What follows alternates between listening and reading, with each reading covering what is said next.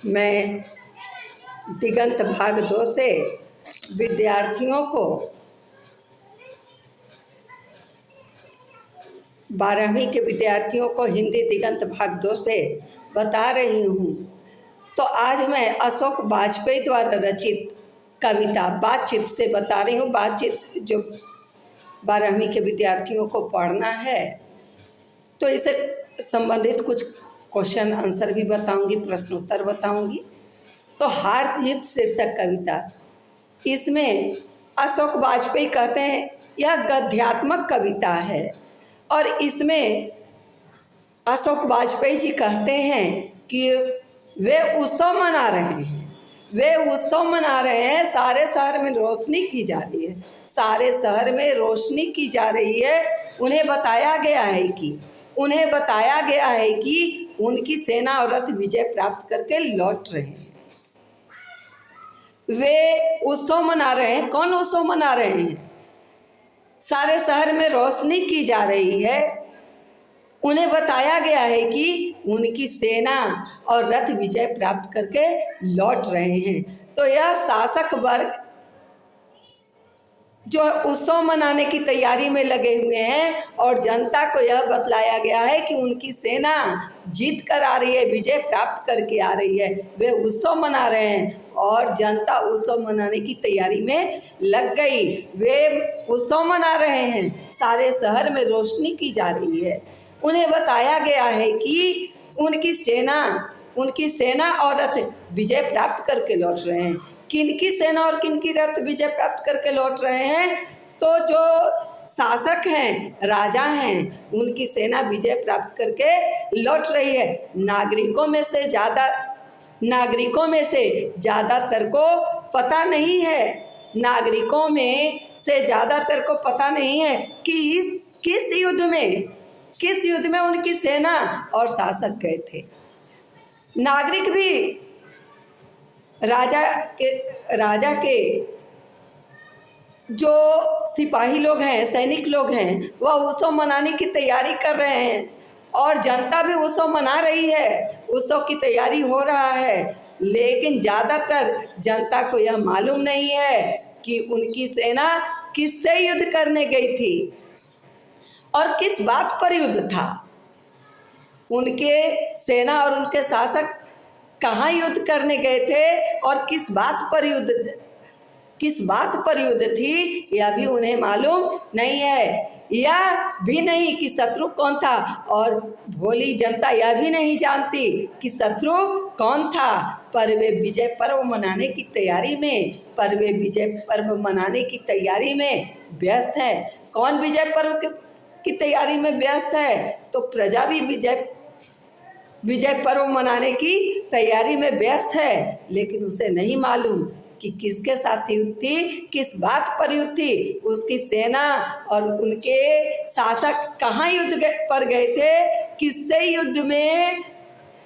किस बात पर युद्ध थी, या कुछ नहीं। बस इसलिए उत्सव मना रहे हैं कि उन्हें बताया गया है कि उनकी सेना और उसके शासक जीत करके लौट रहे हैं। वह विजय पर्व मनाने की तैयारी में व्यस्त हैं। उन्हें सिर्फ इतना पता है कि उनकी विजय हुई है। उस भोली जनता को, उस भोली प्रजा को मात्र इतना पता है कि उनकी सेना विजय प्राप्त करके लौट रही है, जीत उनकी हुई है, विजयी हुई है। उनकी से आशय क्या है? कवि अशोक वाजपेयी कहते हैं कि उनकी से आशय क्या है, यह भी स्पष्ट नहीं है। कौन जीता?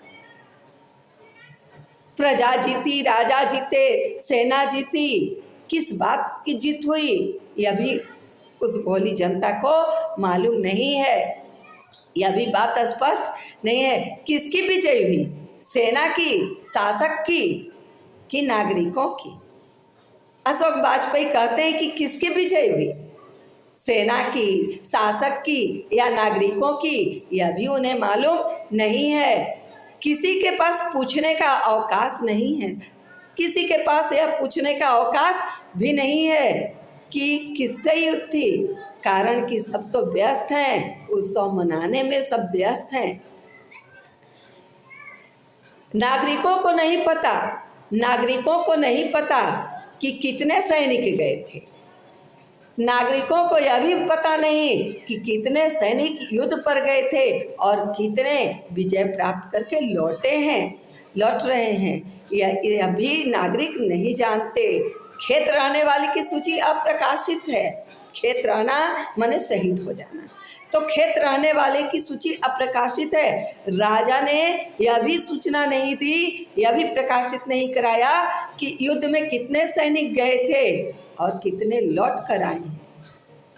यह भी जनता नहीं जानती है और बस उत्सव मनाने में व्यस्त है। जनता उत्सव मनाने में व्यस्त है। सिर्फ एक बुढ़ा मशक वाला है, एक बूढ़ा मशक वाला है जो सड़कों को सींचते हुए कह रहा है। एक मशक वाला जो सड़कों को सींच रहा है, वह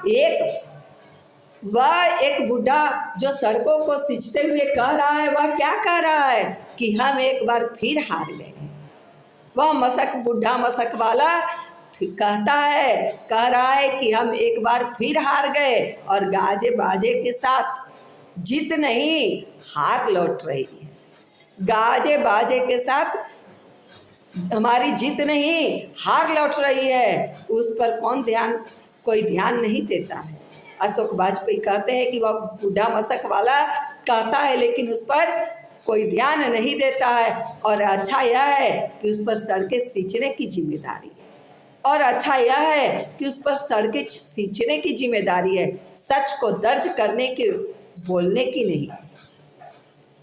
सच को दर्ज करने और बोलने की जिम्मेदारी उस पर नहीं है। जिन पर है वे सेना के साथ जीत कर लौट रहे हैं और जिस पर सच की जिम्मेदारी है, सच बोलने की जिम्मेदारी है, वे तो सेना के साथ जीत कर आ रहे हैं। कहने का तात्पर्य है कि शासक अपनी सत्ता के लिए, अपनी शक्ति के लिए युद्ध कराता है, अपने स्वार्थ के लिए युद्ध कराता है और प्रजा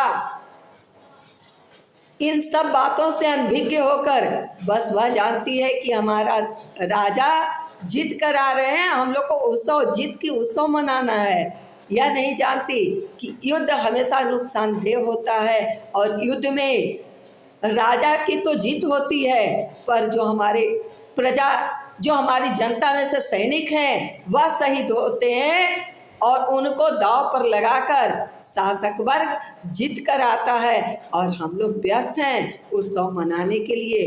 तो यही होते रहा है, चाहे राजतंत्र हो, राजतंत्र में ऐसा होते रहा। तो अब प्रश्न पूछता है कि उत्सव कौन मना रहे हैं और क्यों मना रहे हैं। तो उत्सव जनता मना रही है, क्योंकि प्रश्न है कि उत्सव कौन मना रहे हैं और क्यों मना रहे हैं। तो उत्सव कौन और क्यों मना रहे हैं। तो उत्सव जनता प्रजा मना रही है। क्यों मना रही है, क्योंकि उसे बताया गया है कि उसके शासक और उसकी सेना जीतकर लौट रहे हैं। नागरिक क्यों व्यस्त हैं। नागरिक उत्सव मनाने में व्यस्त हैं। क्या उनकी व्यस्तता जायज है। नहीं, नागरिकों की व्यस्तता जायज नहीं है, क्योंकि नागरिक को तो मालूम ही नहीं है कि किस बात पर युद्ध था, किससे युद्ध था और कितनी सेनाओं खेत रहे यानी शहीद हो गए, वह कोई सूचना नागरिकों को नहीं है। अगला प्रश्न है किसकी विजय हुई। सेना की। अगला प्रश्न है किसकी विजय हुई, सेना की कि नागरिकों की। कवि ने यह प्रश्न क्यों खड़ा किया है, क्योंकि कवि कहना चाहता है कि इस युद्ध में न तो सेना की विजय होती है और न ही नागरिकों की। इसमें शासक वर्ग की जीत होती है। सेना और नागरिक, तो नागरिकों का भी धन उसमें जाता है और जन भी जाता है। जो सिपाही हैं वे भी तो नागरिक ही। इसलिए जीत सेना की नहीं, नागरिक की नहीं, बल्कि सत्ताधारी की होती है। खेत रहने वाले की सूची अप्रकाशित है।